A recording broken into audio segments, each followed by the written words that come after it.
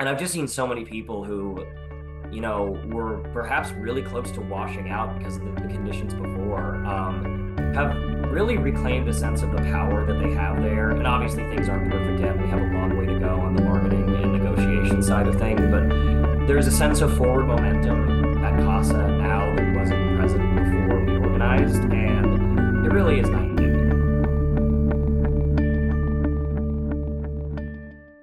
My name is Riley Holmes. I have been working at Casa Bonita since September of 2023. For those that may be a little unfamiliar, Casa Bonita is a Mexican restaurant located in Lakewood, Colorado. And it's kind of famous for used to have bad food, used to kind of have this weird sort of half-life before COVID shut it down, and then the South Park guys bought it. It's a theme park wearing the skin of a Mexican restaurant is kind of how we describe it, or the Disneyland of Mexican restaurants, if you will. It's also called the Pink Palace, which I can actually show you on some fun equity swag I've been given. Our Casa Bonita United shirts. There's the Pink Palace right there. So if you ever are driving through Lakewood, Colorado, and you see a three-story pink tower topped with a golden statue, that is Casa Bonita, and that's kind of what we're talking about today. When did your workplace organize with Actors Equity?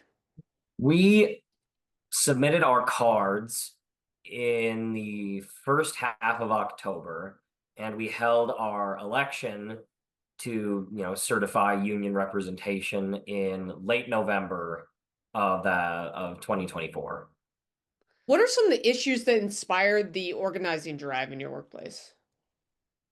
So the main issues that we that inspired our organizing drive, there were three big ones that we would always hit on. The first one being wages. It's a common misconception that everybody who works at Casa Bonita is making $30 an hour. Matt and Trey have that's kind of been the very public line that's been taken. And that's just a preconception that most people are under, whereas the average person in entertainment makes $23 an hour, which is below what you would call a living wage in a city as expensive as Denver. So wages were definitely a big priority of ours.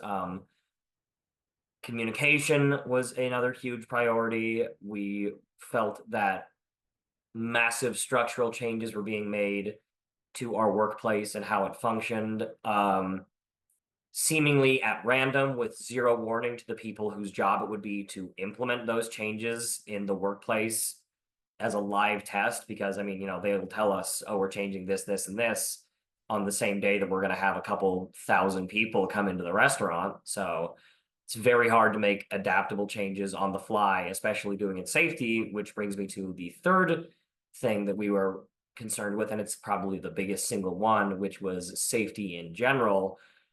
Because our workplace has so many different forms of entertainment and it's such a non-conventional venue, we can't just have, an emergency action plan that entails knowing where all the fire exits are and where like a safe room is in case of an active shooter or something like that. We need to have specific emergency action plans in place for if a dive goes wrong, which when you have divers jumping off of cliffs 13 times in a shift for 6 days a week for as long as this restaurant will stay open, you want to be prepared in case something happens, and you want to have a plan in place, and not just a plan, but a confidence that everybody who works there is actively aware of what the plan entails. Those were the three big things: safety, communication, and wages. How has your workplace already changed since winning your union election? Just since we won our election, we've already felt, first of all, just a very strong sense of solidarity amongst the people who work there, because I'll brag a little bit. We won our election unanimously. We didn't have a single no vote cast against the union. So, first of all, just that was a huge boost to morale, but also it shows the company that we have a mandate to really demand the kind of substantive change that we are seeking for the betterment of the employees who work on the Casa Bonita entertainment team. They have had to step a lot more carefully around making those big changes that I talked about previously. They haven't been able to arbitrarily eliminate people's positions and fire them on entertainment anymore. They have to go through a documented process of discipline in order to justify firing somebody, even though we don't even have a collective bargaining agreement in place yet. It's just the union really gives us the power to legally compel them to listen to us. And I've just seen so many people who, were perhaps really close to washing out because of the conditions before, have really reclaimed a sense of the power that they have there. And obviously, things aren't perfect yet, and we have a long way to go on the bargaining and negotiation side of things. But there's a sense of forward momentum at CASA now that wasn't present before we organized, and it really is night and day. And how did you and your coworkers stay united while forming your union? Um, Again, I talked about like the fear that you feel, and it's easy to feel that when you're alone and you don't know who you can talk to at work, especially during the first steps of organizing when you have to kind of, keep things a little quiet. You don't know who's going to talk to whom.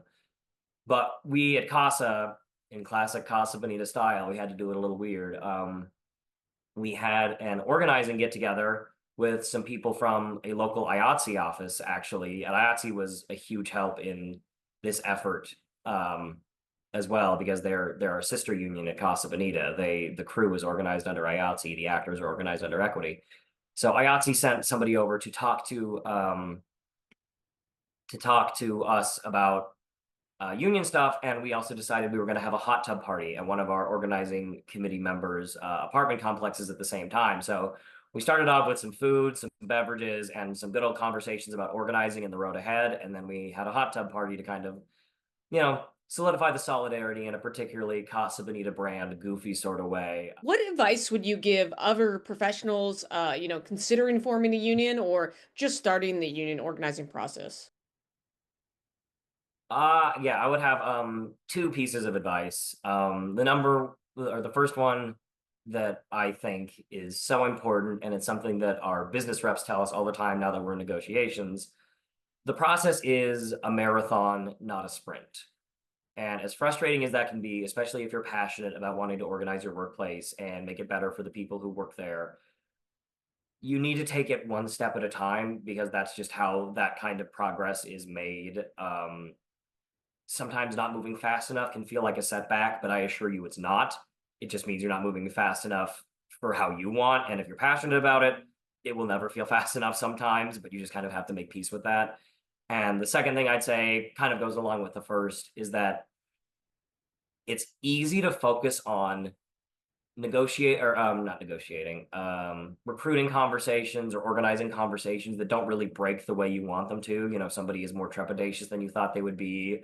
They're more afraid, and they show some real hesitance about the whole thing. It's so easy to get caught up in those moments and feel like you're not doing it. I would really encourage you, as an organizer or a prospective organizer, to think about where you're making progress, the people who you've had good conversations with, and remember that the more of those good conversations you have, the more people who show some reticence will eventually hop on board as well. That just find success where you can and focus on that. Well, that's great. Thank you so much for talking to me. Of course.